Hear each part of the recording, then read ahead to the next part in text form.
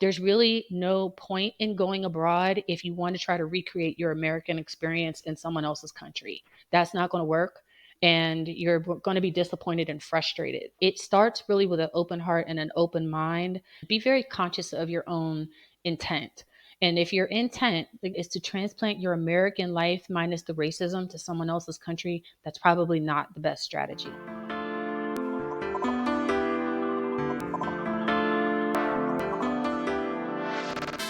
Hi everyone, welcome back to Flourish in the Foreign, a podcast that aims to elevate and affirm the voices and the stories of Black women living and thriving abroad. Why? Because we do this. I'm your host, Christine Job, and I am the creator, producer, editor, everythinger of this podcast. Welcome to our new listeners. Thank you so much for coming. And thank you so much for tuning in again if you have been listening to the podcast for a while.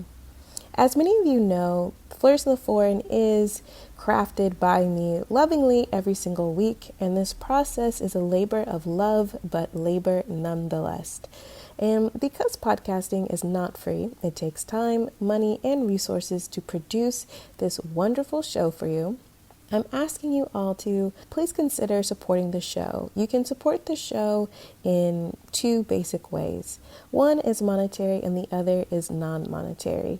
The monetary ways to support this show is becoming a subscriber to the podcast Patreon page. You can go to www.patreon.com/flourishforeign.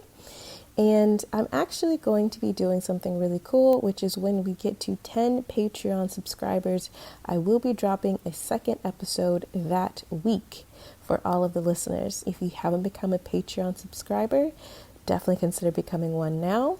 And also, I'm going to be starting the live Q&As with our podcast guests fairly soon. You can also Cash App the show at $flourishforeign if you want to do a one-off contribution. And now on to the non-monetary ways to support the podcast, which is to please share the podcast. Tag the podcast across Instagram, Twitter, and Facebook at Flourish Foreign. Tell people why you love the podcast and tell your favorite blogs, magazines, and other podcasts. Tag them in your social media posts. And also, go ahead and review the show and give the show a 5-star rating on Apple Podcasts and leave a review.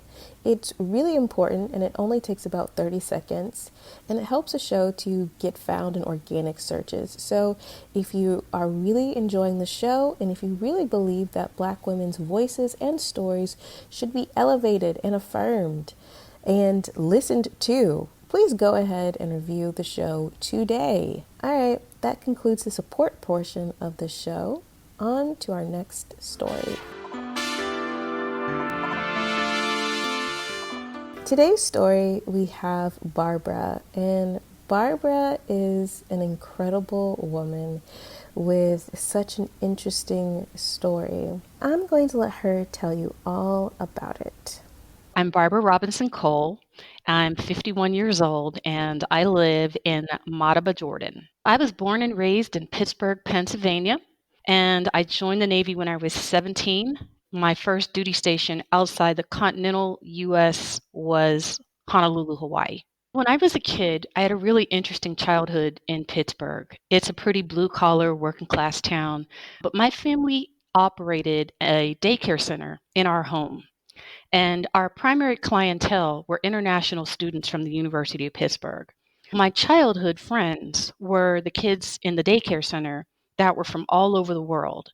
And they came to us with their culture and their language and their clothes and their food. And I had this early exposure to the concept that the world was much bigger than Pittsburgh. There was a part of me that thought if those kids and their families could come to Pittsburgh, that someday I would like to go there to wherever there was that they were from. I think that was my early exposure to the idea that you can go places. Living in Pittsburgh, I was surrounded by great friends and family, but mostly people that never left. And there was a guy on our street who was about a year or two older than me, and he left for the Navy, and he stayed in touch by writing these letters and sending pictures. And he sent me a picture inside a letter of himself, and he was an ordinary guy, lived down the street. He was just a neighborhood guy, one of us. And he sent me this picture of himself dressed in his navy white uniform, standing in a gondola in Venice. While some girls might have looked at that picture and thought swooned for the guy, I swooned for the location. And I thought, if you can get to wear that cool uniform and see the world, I think that's what I'm going to do.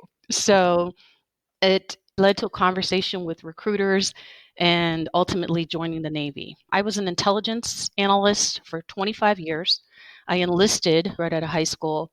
At mid career, I picked up a scholarship to college, went off to college, and then was commissioned as an officer and finished out the second half of my career as an officer until I retired. I asked Barbara to tell me about her journey to Jordan. How did she get there? Why Jordan? What was a 2-year process to move to Jordan. I was actually dating someone who was a fellow Navy retiree, and he shared with me that he just had this desire to live outside the US again. And it really resonated with me because it was something that I had wanted to do for a long time. And life just kind of got in the way. He got a job offer to move to Jordan. And he asked me what I thought. And of course, I thought, that's amazing and you should absolutely go. And he did. I spent the next year coming to Jordan for periods of time so we could spend time together and I could see the country. And we just decided to get married and I would move to Jordan with my children. So they were 10 and 13. My husband works at the King's Academy. The King of Jordan actually attended boarding school in the US and about 13 years ago decided that he wanted to replicate the international boarding school experience that he had in Massachusetts. And so he created his own academy here in Jordan. He went to Deerfield Academy, and King's Academy here in Madaba is often referred to as Deerfield in the desert. It's a beautiful 140-acre campus with kids from over a dozen countries, and it's really an amazing experience. I brought my sons here to visit. They loved it. They were able to see themselves here and going to school here. That was a part of the decision making, and we made the move together as a family. I asked Barbara to tell me about her transition to living in Jordan and any kind of adjustments her and her family needed to make to get settled. I knew Jordan was a safe country for a solo woman traveler or a woman with children. I had no concerns about personal safety. That allowed me to rent a car, drive all over the country with the boys, sometimes by myself, get to see the area. And that really eased the transition once we moved. I had a real strong baseline of the geography and the cities where I needed to go to do certain things. That really helped. Some of the adjustments were Jordan is in the desert, but it gets all 4 seasons. It's cold in the winter. We had to make sure that everyone brought proper clothing and snow boots and things they weren't necessarily expecting to have to need here, but they did. Probably our biggest adjustment to moving to Jordan was the language. Although English is widely spoken, as with any visiting or moving to any country, it's really important, I think, for everyone to get a basic understanding of the language. Your top 10 phrases and words that you'll need to be polite and establish relationships with people, just common courtesies, and not just language, but also customs and cultural understandings. The boys and I really invested in that. Both of my sons had Arabic language classes in school, intense language classes, and then I did tutoring on my own, and that really helped. But for sure, understanding the language was probably our biggest obstacle, but absolutely doable. I asked Barbara if she felt comfortable with the cultural norms of Jordan and how she adjusted to complying with them. Sometimes we think about Arab countries as where there'll be restrictions on how women can move around the country alone. Jordan is a place where women move very freely throughout the country, alone or very independent. It is not required to wear a hijab, although it's a parliamentary monarchy. There's a king, but there's also a parliament. The queen herself is not a hijab wearing Arab woman. And it's probably 50-50 in the country, women that are covered and women that are uncovered. You're not required to cover your hair at all. But you may find yourself in spaces where, if you're the only uncovered woman, you feel like you're drawing a little too much attention to yourself. You obviously need to be covered if you're going to Islamic religious spaces. And even some of the Orthodox Christian spaces in Jordan require head covering. Just keep a scarf in your purse, in your car, and be prepared to just put it on to be respectful of the local culture. There's even a mall that we love to go to that is really popular with locals and the local Islamic community, but not much tourists. So most of the women that are there are covered for whatever reason. And when I go to that mall, I cover. But absolutely be bold in seeing the country. When I came here last year with my sons, we drove up to see the Roman ruins of Jerash. They're well preserved Roman ruins that are just incredible to see. We hired a tour guide. He wasn't an official tour guide. There are a bunch of guys just hanging around that solicit themselves to you as tour guides. I like to do that because it gives you more flexibility. The ruins closed. We had an extra hour with this guy because he knew all the police, and we just stayed behind. And there were other unofficial tour guides doing the same thing. And we had this amazing experience touring the ruins with this guy. And well, when it was done, he had such a good time with us. And Jordanian hospitality is unmatched in the region. It's what they're known for. At the end of the tour, he said, "Okay, now we go to my house. You can meet my mother and we can have tea." He called his mother, and we said, "Oh no, we have to get going." And he's, "No, no, no, we have to do it." They have this aggressive form of hospitality. And because I had spent time here before, I knew that that was their reputation. And we went. We went to this guy's house who we had never met before the tour. We met his mom, his dad, his uncle, who had been a singer in Old Jordan, and he sang for us, all of his siblings, nieces, nephews, and we're still in touch with that guy. These are the types of experiences that you have to be open to so that you can get the full flavor of Jordan or any place where you're going. But see the country, breathe it in, have the experiences, meet the local people, make local friends, and just do all the things. I asked Barbara to describe the cost of living in Jordan. The cost of living in Jordan, it fluctuates widely depending on where you live. In the city of Amman, which is the capital of Jordan, it has a comparable cost of living to the East Coast of the United States. Rent is a little bit lower than you would probably pay in the DC area where I lived last. Food is a lot less expensive.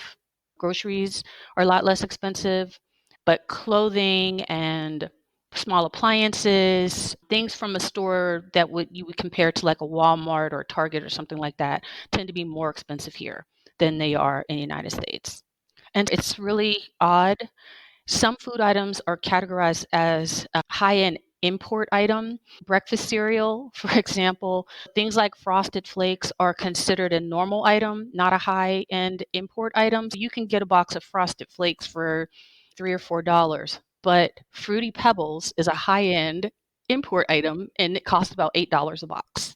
I wanted to know about the healthcare system in Jordan. Was it readily accessible and was it affordable? Unfortunately, when we first moved here, my husband got sick, and I got an up close and personal exposure to Jordan's healthcare system. The good news is Jordan has world class healthcare. And I was blown away by the quality of care, the attentiveness of the staff, just everything from beginning to end that he received during hospitalization and after. It was really amazing. And I learned in that process that Jordan actually is a medical destination for the Middle East region. People travel to Jordan specifically for healthcare, both required healthcare and optional healthcare, like cosmetic surgery or cosmetic dentistry. It has a very modern, highly developed medical system. Most of the doctors are trained in the West, have careers in the West, in the UK or United States, and then later in their careers return to Jordan. Barbara brought two of her sons to Jordan. I wondered about their reactions to moving to Jordan and how well they were adjusting to the new country. They're now 14 and 12. They've had an amazing experience here. I'm excited. I wanted them to have this experience of living abroad, of seeing the differences in cultures and communities and how people interact in ways that are similar and different from the United States. And it was everything that I hoped for and more. They love Jordan. Jordan is very kid friendly, family oriented. I let them go hiking through the cliffs of Petra up to the Indiana Jones spot where you can look out and see the Treasury building. I let them do that by themselves, and it was a little bit heart stopping, but I wanted them to have that confidence building experience of exploring the ruins and working together to pull each other up over the cliffs, and there were other tourists around them that helped along the way, and it was just an amazing experience. They've made local friends, and they've made friends from all over the world. That's important for them to understand that there are good people and people who share your values and people you would gladly call friends from lots of different backgrounds. And that's exactly what they did. And I love that they had that experience. My older son, the 14-year-old, attended King's Academy. My younger son actually attended a Jordanian school, and most of his day was in Arabic. That was a challenge, but they did give him a translator and a tutor, and he actually did very well in spite of the fact that it was a local school. Expats tend to gravitate towards private schools here in Jordan. And you would expect to pay pretty much what you would pay in the United States, somewhere between $8,000 and $12,000 a year. There are a number of independent schools here that cater to the expat community and to Jordanians that want that Western international school experience. Jordanian schools are going to be entirely in Arabic. If you're moving to Jordan and you're not an Arabic speaker, that really is an option for you. My younger son's school had a lot of English spoken and English speaking teachers, but it was still heavily in Arabic. A student might ask a question in English, the teacher would respond in English, but the subsequent discussion about the concepts or the context of whatever the question was would be in Arabic.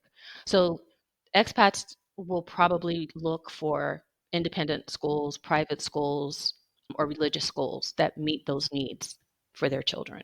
I asked Barbara to describe to me what she thought the impact of living abroad had on her kids. I think the impact has been similar to the impact of being exposed to international children in our family's daycare had on me. I think that's been the impact on them. They now have friends from Indonesia and Europe and other parts of the Middle East that they want to go visit.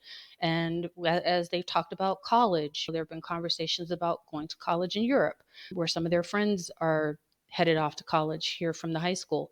It's broadened the conversation about what's possible for them in terms of education and in terms of travel. It's made them sensitive. My 12-year-old, his two close friends that he's made here, one is Jordanian and one is Chinese.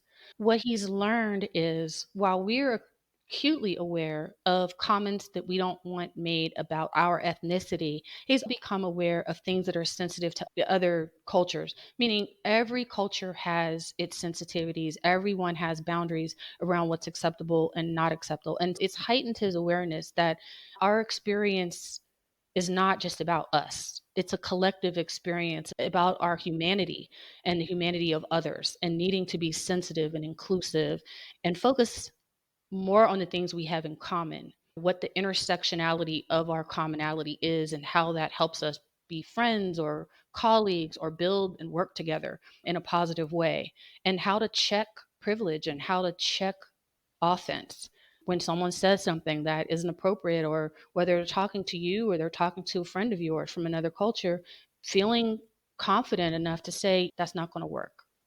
Yeah, we don't do that here. I've watched that growth in them, and I love that growth in them. I was curious to know if there was a black community in Jordan and what was Barbara's and her family's black experience in Jordan. There really isn't. We're actually the only African American family at King's Academy, and it was not an issue for us. We did stay connected to our community back home, our friends back home.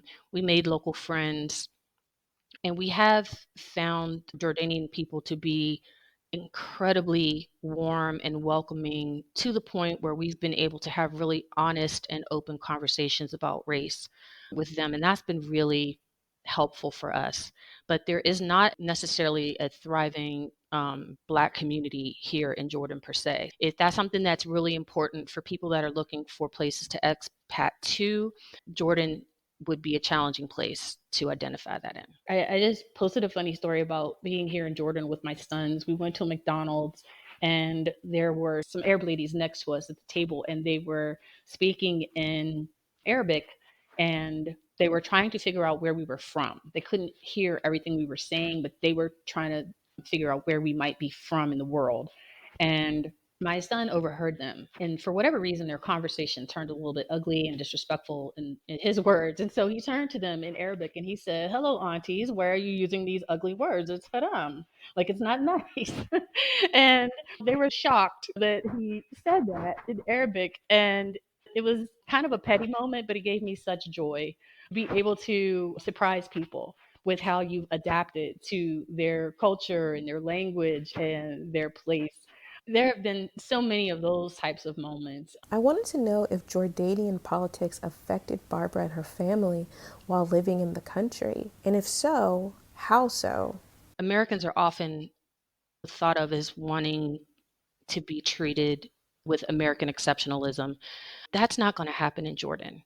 People trust their government. There's some disputes over labor, and there are protests about increasing teacher wages. But the pandemic specifically showed us that people respect and trust the government because the government has a people first mentality, and its policies and its actions are very much that way. We benefited from the mentality and the actions of that government, but not because we were expats, just because that's how the government responded to the needs of all of the people that were affected. I also wanted to know if Barbara felt that the politics of the United States still affected her and her family even while they were abroad.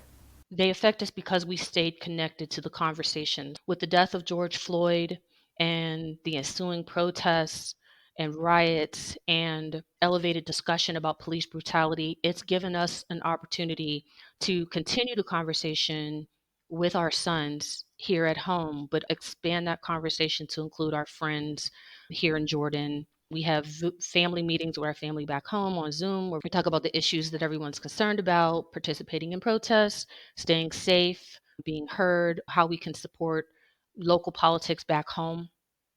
And we're still connected.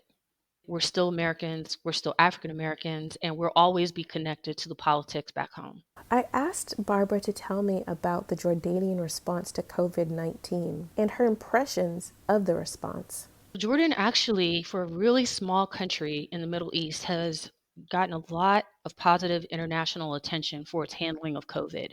Its health minister, it's the Jordanian Dr. Fauci, if you will, he has become something of a local rock star.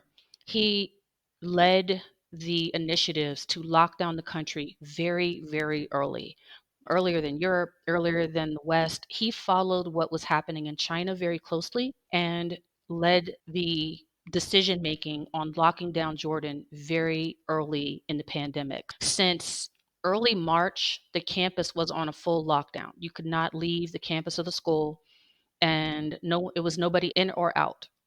And most of the country was locked down. People were restricted to home isolation. One of the things the government did right away is they knew that one of the things that would make people most uncomfortable about home quarantine is food insecurity. They took the local city buses, they disinfected them and turned them into mobile supermarkets. And they filled them up with produce and fresh bread. This is a fresh food culture. People shop almost daily. They don't stockpile like we tend to do in the West. They buy fresh fruits and vegetables and fresh bread from the bakery pretty much daily. The government recognized that and stockpiled buses with food stores and drove around to neighborhoods and made announcements that they were present and people were able to come out socially distance and get the food that they needed. And then they bagged up the remaining fruits, vegetables, and bread, and they left it on the median strips of communities just in case people needed it and didn't make it to the bus. They just wanted people to know they were aware and that people would be taken care of. And I thought that was incredible, which is really mind blowing to me because sometimes we have this disconnect between people in power and people in elite positions of what the real day to day needs are of the average citizen. And to see senior leadership immediately identify what the needs would be of the common Jordanian person and family and respond to that so quickly was, I thought it was remarkable. Well, as a result, Jordan has right now still less than 1,000 cases, and it's had less than a dozen deaths due to COVID. Now, some of that can be attributed to limited testing because one of the reasons why they locked down so aggressively and so early was because Jordan has something around 3 million refugees from neighboring countries, and its health minister recognized they could not afford for all of these people to get sick. They began to very strategically use their testing resources to close the borders and test at the borders and test in refugee facilities. And anywhere where there was a reported case, they shut down that city or that community within the city and did widespread testing to identify any hotspots. It was really strategic on their part to utilize limited resources in the most effective way possible, and it worked. Barbara is a business owner, and I was really curious to learn more about her business going global with Barbara and how she managed it in Jordan. I started going global with Barbara and put together tours and travel programs for youth organizations, for individuals and adult groups that just needed someone to map it out for them and hold their hand for a trip that would help them have that international experience that they envisioned for themselves. I just believe in the power of travel to broaden our horizons and our perspectives and even see our own lives, ourselves, and our home countries better by gaining this broader perspective. I wanted to provide opportunities for as many young people and even adults who are reluctant travelers or fearful travelers to have this experience. Sometimes we just need someone to show us the way. I have two children here with me in Jordan, but I actually have four sons altogether. My older two sons are in college and in the States. And I began traveling with all of the kids very early on because I wanted them to have a global perspective on themselves and on life. And I want that for all of our children. So I have two locations that I'm focusing on right now. One, I have a highlights of the Heshemite Kingdom tour, and I also have a group trip for Paris. Paris is what I call my heartbeat city, just the vibe, the energy, the food, the friends that I've made there. For lots of people that want to go to Europe, Paris is just an ideal location. But the tour is unique. It's not just about seeing the Eiffel Tower, it is specifically structured and designed with African American youth and adults in mind. You will take the Black History Tour with Entree to Black Paris. You will visit the places where Richard Wright and James Baldwin lived and worked, and Josephine Baker. You will come to have a greater understanding through this tour of the connection, this symbiotic relationship that has been in existence for generations between African Americans and the city of Paris. As recently as a few years ago, Ta-Nehisi Coates relocated to Paris to have the experience of Baldwin as a writer. He wanted to see what inspired him and how the energy changed his writing and influenced him. It's something that's gone on for generations. There's such value looking beyond the touristic icons of Paris and looking deeper into the relationship that our community has had in the United States and in Paris. And we put together a panel discussion with African American expats living and working and studying in Paris, and they meet with our young people and talk to them about why they made the decision to study in Paris and what their experiences have been like, and answer their questions. And it's just an amazing exchange where you see these young people looking into the faces and hearing the voices of people that look and sound like them, and you can feel them growing to a place where they could see themselves possibly making that same decision. And that's an incredible experience. It's exactly why I created Going Global. Ninth to 12th grade has been my target audience. It's a great experience for young people to have. Their questions are so insightful. And often they do ask questions about relevant social topics like what's happening in the US right now. Is there police brutality in France? Has this been an issue for you? Are you afraid of the police? Is there discrimination? It's an age where their questions have matured and they can process the responses and the culture and try new foods and all of the fun things that you do when you travel. They can take it all in and they can process it and be transformed. I have parents that want their kids to repeat the trip, and I've said eventually I will allow them to come back when they're college age to help out with the trip as chaperones and mentors.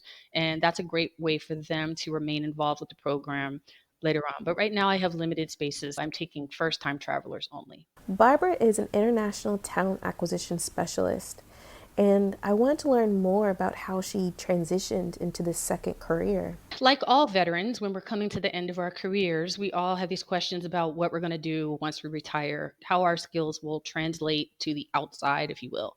And for me, I knew I wasn't necessarily interested in staying with an intelligence related job. I enjoyed my last tour in human resources.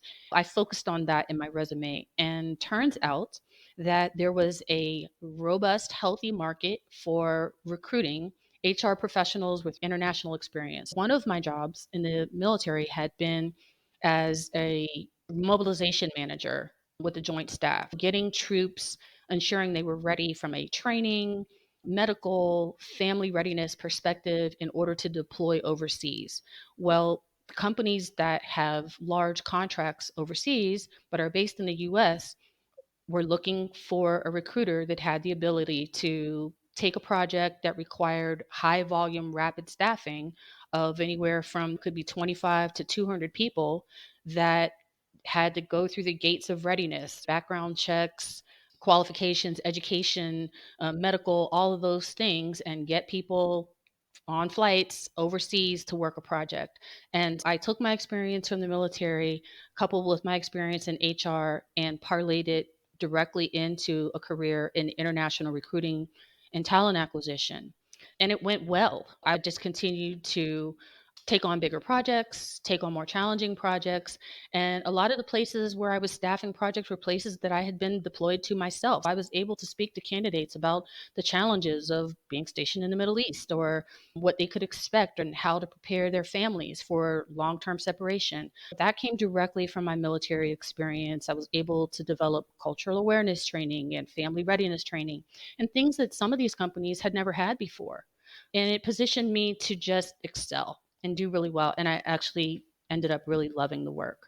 Construction, engineering, and defense work are the primary areas that I staff. Being that Barbara is an international talent acquisition specialist, I had to ask her what was her advice about getting a job abroad. There are a number of ways that people in the US can look for international opportunities. You can start with LinkedIn.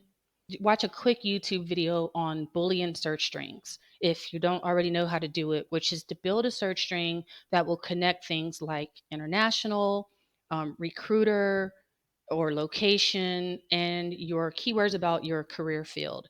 Build a search string phrase, and you will be amazed. You will get a list of recruiters that may be staffing projects or have staffed projects in the past. You can shoot them a message and say, hey, I'm interested in going to this location, or I see your company just won a big contract in Europe, in Italy. I'm interested if for any openings that you may have coming available. There's some research involved. That's one way of using LinkedIn to your advantage. You can use the jobs tab on LinkedIn, but searching for recruiters and companies that are staffing positions is a more advanced way of doing it and can be really effective. I do, as a recruiter, get emails from people that have run these searches, they follow the news about contract awards, and they reach out to me. They know that the company won something and they want to be considered early on. And I add them to my database of people that I'll potentially communicate with, saying, hey, the jobs are posted, please apply, those kinds of things. Reach out to recruiters that operate in the spaces that you're interested in. The other thing is good old fashioned usajobs.gov. You can build search alerts, job alerts using keywords. Again, use effective keywords. Don't use too broad of terms. Narrow those down. Don't put necessarily education. If you're an English teacher, put English teacher, or put teacher plus English plus the country that you're interested in. Build effective search strings and effective job alerts for yourself. And it will help you get those weekly or daily updates on new positions that have been posted. Those are two really good ways. The third thing to do is there are a number of large agencies that staff overseas opportunities, specifically in education. Search Associates is one, Coney Sandow is another one. There are some staffing agencies, again, takes a little bit of online research to identify them, but you can create an account with an international placement agency. There's usually a small fee associated with that because you're basically doing an advanced interview. They interview you, you provide your resume, your transcripts, your background check, your medical, anything that they require to place you. Once you go through that process and you're in the system, and they begin to share your information with dozens or hundreds of potential employers, you begin to get interest. And it's kind of one stop shopping for a lot of schools and higher ed institutions overseas. I also wanted to know if she had any advice for new graduates who wanted to start their career abroad. A lot of international schools have teaching fellow positions. Like here at King's, we have the robust teaching fellow programs that specifically for people recently graduating from college, whether they've majored in education or not. It's a great way for young people to get introduced to international work and have housing provided. A lot of our Chiefs come because they decide they want to do 2 years here, pay off student loans, save money, get some real life work experience, and then transition back to the States. If they're focused on returning to the States, they now come with this amazing 2 years of international teaching experience or more. We had a young teacher here who was an astronomy major from college, and he was brought here because King's was building the country's first observatory. And that was his project. He taught astronomy, but he also helped design and implement the observatory here at the campus. For recently out of college graduates, look for teaching fellow programs or international internship programs that are looking to attract expat students into the local job force, into the local school staff in order to bring that the Western education experience and perspective into their classrooms, companies, and organizations. My conversation with Barbara was so great, and she really provided some insightful advice for women who are thinking about going abroad. I would say just do it. So many of us women live the early phases of our life for other people. We, whether we're mothers or we're or married or single, we wake up and realize that we've been working according to someone else's narrative, what field we're working in, how we're living, where we're living. There just comes this time, this moment where you just have to ask yourself, is this what I really want to do? And is this where I really want to be? And if the answer is no, then begin to dig deeper and figure out what that looks like for you. What could that look like? Would you consider teaching? What would you consider doing? Would you consider volunteering? I've known women in their 50s that joined the Peace Corps. I think that's amazing. And that might not be where you end up being for the next 10 years, but it might be that hard left turn out of your life and out of your narrative that you need in order to put some daylight between how you lived in the United States and where you're going to live and how you're going to live going forward. Be bold in choosing to do something completely different. Put some safeguards in place for yourself financially, emotionally, but encourage yourself and feel empowered to get out there, find other women that have done something similar.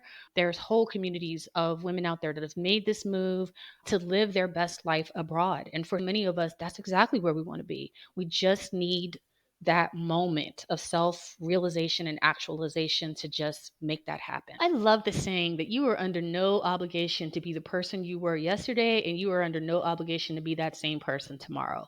Like sometimes being a nomad is about where you live, and sometimes it's about what you do and how you do it. Be an explorer in your own life. Try something new. If it doesn't fit, it doesn't work for you, and certainly if it makes you unhappy or brings you stress or anxiety in a way that you're not loving, let that go and move on to the next thing. It's okay. It is entirely okay to explore different options and be open to new possibilities professionally and personally and geographically. I know people that they had a dream of going to a certain country or a certain city, and then they got there and realized didn't like it at all. It was a terrible fit. That's okay. That's not a fail. That's part of the journey. You went. That's the important thing. You went, you experienced it, and you learned. And now you're empowered to make a different decision. Just continue to explore in your own life.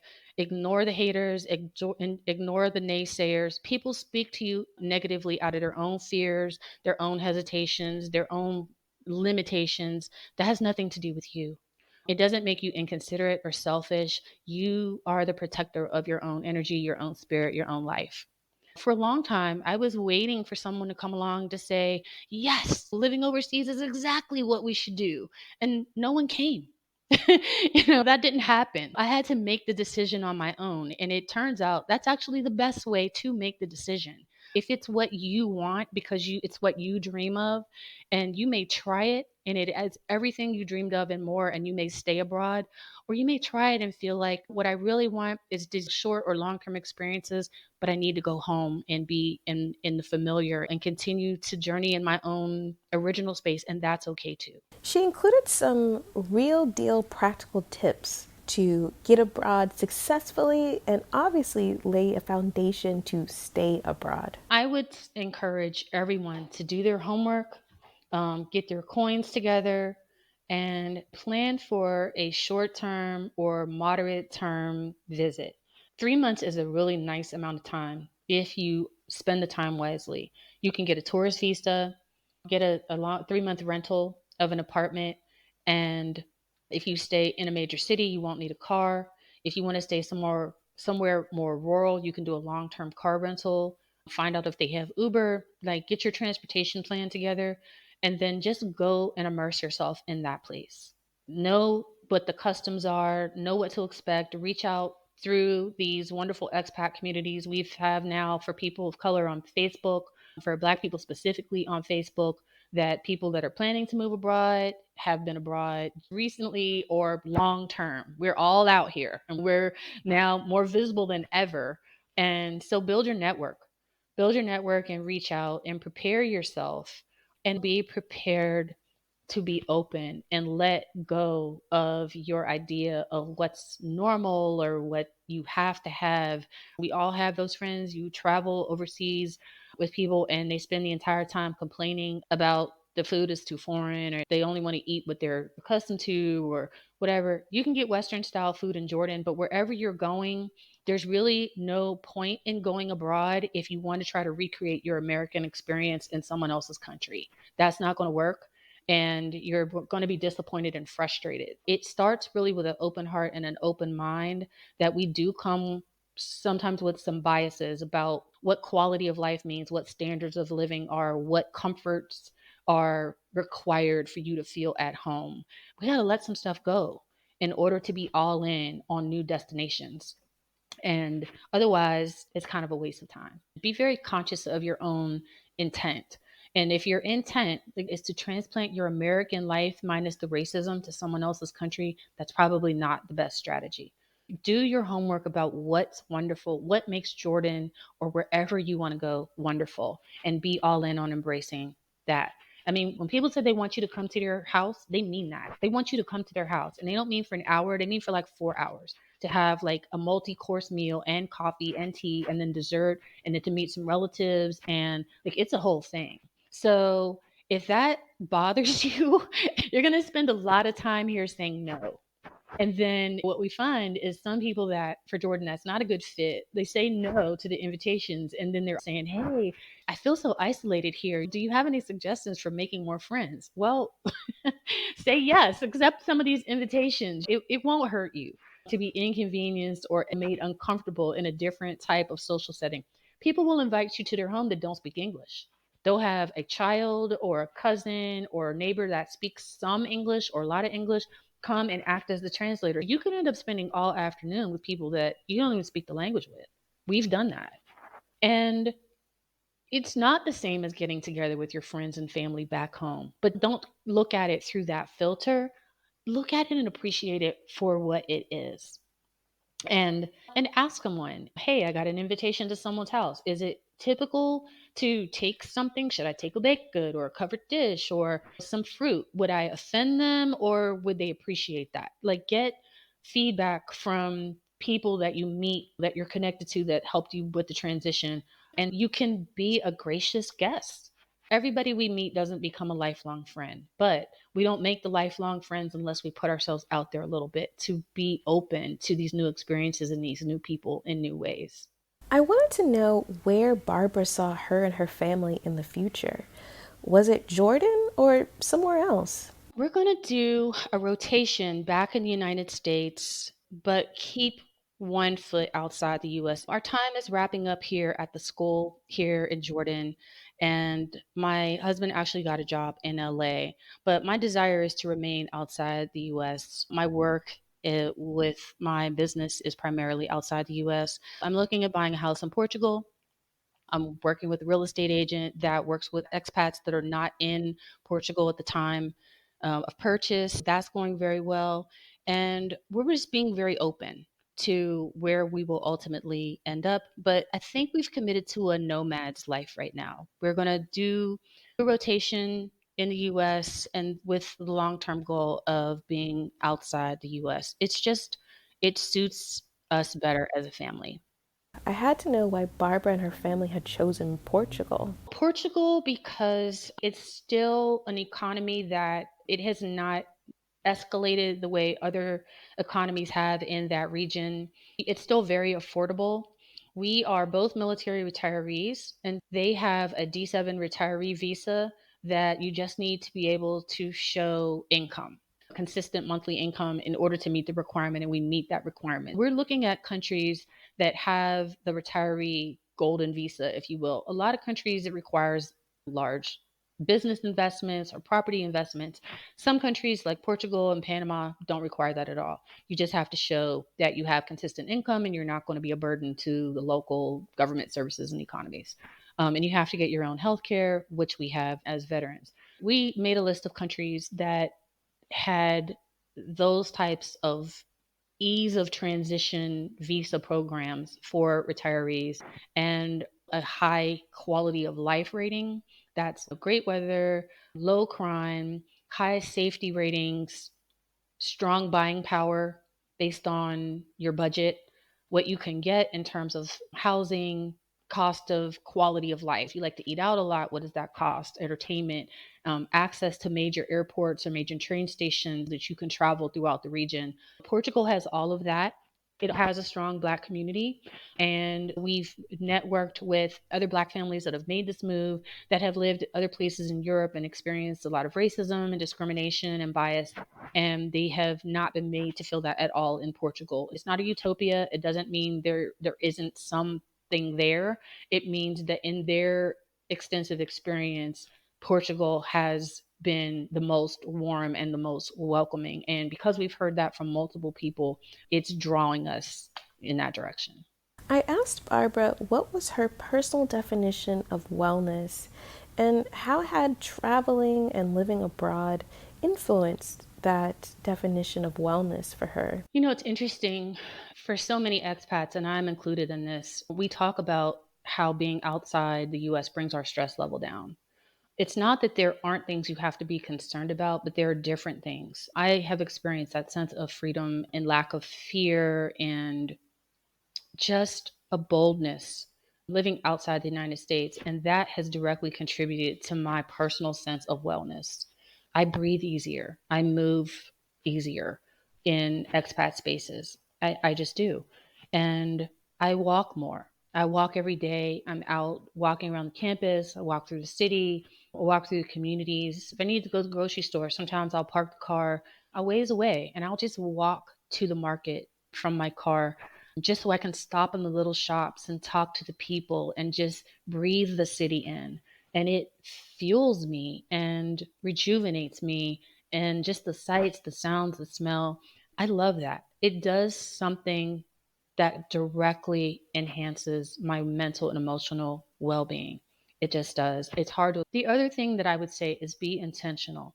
If you've struggled with any type of depression, anxiety, anything, check into the local mental health community. Mental health is a huge medical market in Jordan. You can find therapists, you can find counselors for children, for teenagers, for adults. There's marriage and family counseling. They believe in it.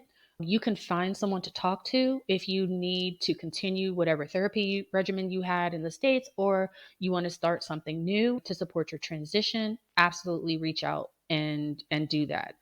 Do all of the things that help just enhance you and spoil yourself and make yourself feel like you are loving on yourself and connecting to the most positive divine energy around you, whatever that means. If it's religious, that's fine. If it's physical exercise, if it's meditation, if it's yoga, whatever it is, like be intentional in identifying those resources for yourself and be all in on giving that to yourself. Thank you so much, Barbara. Thank you so much for sharing your story. And if all of you want to keep up with Barbara, you can follow her on her social media. You can go to my website. It's goingglobalwithbarbara.com. And you can check out my travel resources, my blog, articles that I've posted about traveling, life here in Jordan, just kind of all of it. And there's information there about my tours. Obviously, we're not operating right now because of the pandemic, but we certainly will be once this is all over with. We will be back up and running. And I'm thankful for the clients that had trips planned during this period that are just putting everything on pause, like I am, and just waiting because their desire to go to Paris or come to visit Jordan has not changed. It is not thwarted at all by COVID. I'm really thankful for that. But please visit me online. You can follow me on Instagram at Barbara underscore letter I, number 4 beauty on IG, and on Facebook at Going Global with Barbara. Thanks so much for listening. I appreciate you coming back every week and supporting the show. Again, please be sure to rate and subscribe to the show. So, Barbara spoke about how to get a job abroad, and to listen to our extended talk about her advice on getting a job abroad. Everything from dealing with agencies, searches, how to evaluate a compensation package, relocation, everything. You can actually become a Patreon subscriber and get that bonus episode. Here is a snippet from that bonus episode. Barbara gave more amazing advice about getting a job abroad, and specifically with different job search engines. One of the things I would do is I would understand what job search engines different regions of the world use. While LinkedIn is popular in the US and in Europe, it's used in the Middle East, but the other large search engine for job placement and resumes is BAYT.com. If you're looking for the Middle East or the Maghreb region of North Africa. If you're looking in those areas which use bait.com, Bait has tremendous resources similar to LinkedIn. Well, it will show you how to format your resume for the region. Different regions require different types of resumes. Things that legally we don't put on our resume in the United States, like our citizenship or our marital status, might actually be required for the country that you're applying to. So they'll work with you and help you to reformat your resume into something that's likely to get hits in the local market. If you have any questions about living, working, thriving abroad, please go ahead and send me those questions via DM on Instagram at Flourish Foreign. And I'm going to try to answer some of these questions on a future IG Live. That is all for today. Thank you again for listening and supporting the podcast. It means so much. And thank you to Zachary Higgs, who produced the music for this podcast.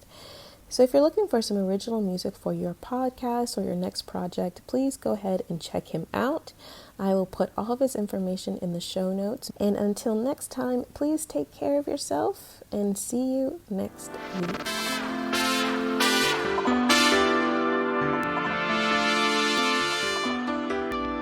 On the next episode of Flourish in the Foreign, I started in the French Pyrenees and I ended up on the coast of the Atlantic Ocean. So you walk across the country. At that moment, I just knew that all things were possible. I knew all things were possible. I knew that I was capable of anything. It wasn't going to be easy, and it wasn't going to be romantic, and it wasn't going to be without some growing pains. But I developed a confidence in that moment that I could do anything. And I could be anywhere. I had learned to live this quite minimalist lifestyle because I'm carrying everything that I need on my back. And so after I walked the Camino, I was like, I can do anything in the world. And I like Spain. And I think I'm going to move to Spain.